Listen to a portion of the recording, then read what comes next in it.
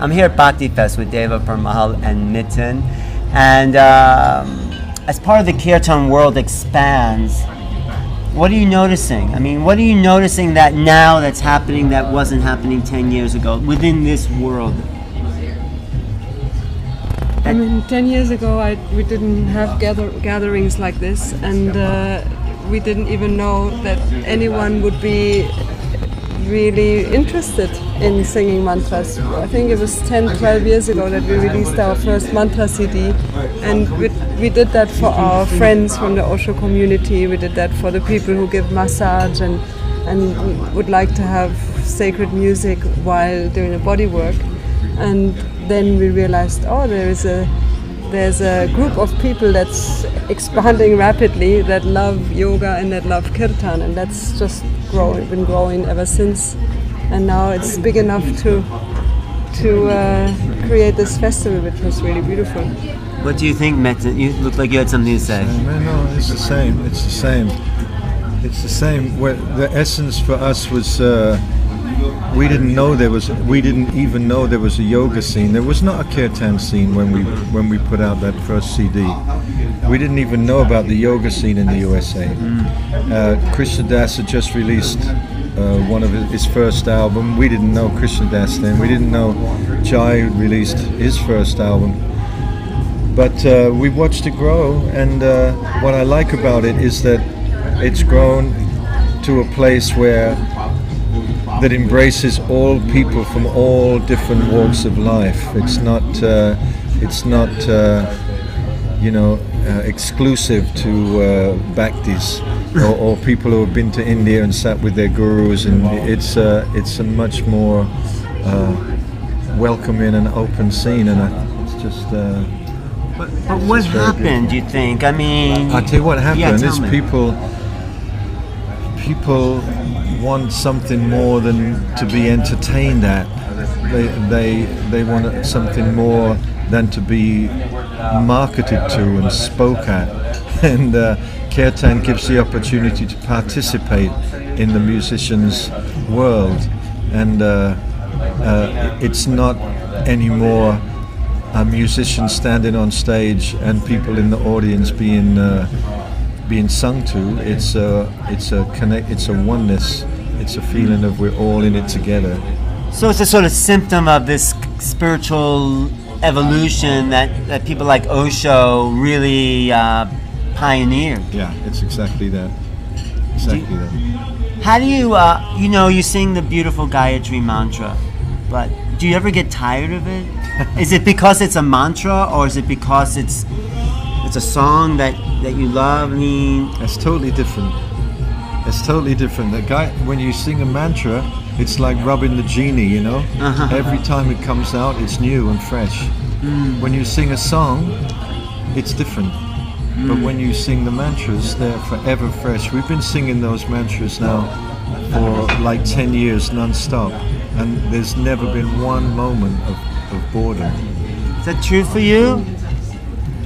When I hear you sing that mantra, it's like some essence out of your heart is projected through your sound and your words. Are you doing something? What goes on for you when you're singing these mantras? I think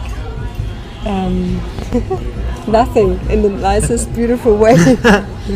You know that Beatles song, that John Lennon song, "Nothing's Gonna Change Your World," and it's like nothing is gonna change your world, and that's what goes on inside of me. It's just a beautiful empty space of actually it feels like nectar, like that. So you're feeling something. I do feel something. It's true. But it's nothing you're doing. I'm not doing anything. No, I don't set intentions. I don't. I just really enjoy the moment, and that's my practice all the time, all day long, is to stay present. Is that true? Is that you have to know that Deva, the mantras, and especially the Gayatri mantras, it's in Deva's blood and bones. It was chanted by her mother and father during the pregnancy, during when she was in the womb, and Papa was singing the Gayatri at the birth and all through her childhood. So the Gayatri is just it's as close to Deva as breathing. I know you often tell that story on stage, how you were birthed into the world through mantra, and then you found it again later. You know, I love your on-stage banter back and forth. It's so, cozy, intimate in a way. It's as if we're at home with you. The thing is, we are traveling now 18 years, so wherever we are home. So we are at home. And you're home on stage with your stage. relationship, though. That's the. I mean, there's no difference. There's no work or performing in inverted commas. So it's that's the reason why not clapping, and we're just kind of in this together. We're enjoying this evening together. Do you think it's going to grow? I mean, here we are at Bhakti Fest. Has it peaked, or is there another? I mean, who knows? Another huge population that's ready for this. It feels to me like it's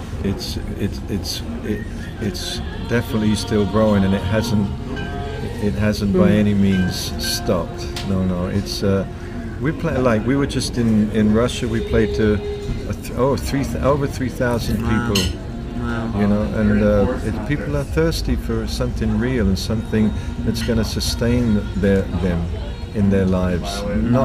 Not something that's going to excite them or entertain them, but it's going to give them some sustenance, some substance. What I say is we're at the level of transcending the human drama, so we're not singing these little personal love songs anymore. Is that it? Yeah. We're singing about the incarnational spirit. Yeah. So it's your practice as well to sing? Yeah. We do it all the time. Tell me how it's your practice. Well, you saw it You saw it I on did stage. see it. That's it. I did see it, and it was beautiful. But is it just that you stay present with yourself? Yeah, and then I feel the mantras are like friends, So when I have a certain something going on, I call upon them, and then I keep them inside of me, in a quiet way mostly. But you're writing new songs too. I heard this for the first time, Heaven and Earth. What's that song? Was that a new song? Oh no, that's an old song we used to sing in Osho's ashram many years ago. How's it go? Fly high, let the earth touch the sky. I just sang that for my friend who was dying last week. It was the last thing he heard. He took his last breath. Yeah. No, songs come, man. Songs are always there, and it's a constant flow of creativity, and somehow the world that we live in continues to nourish that creativity. What was your inspiration as a musician? Osho, totally. All this music that you hear, it's all Osho's. But musically, did you have a jumping off point as well, like some musicians? Oh, back in of course, when I was a kid, it was the Beatles. Oh, of course, okay. I'm English. I grew up with the Beatles, man. Once they get in your bloodstream, there's no. They were the mantras of the world.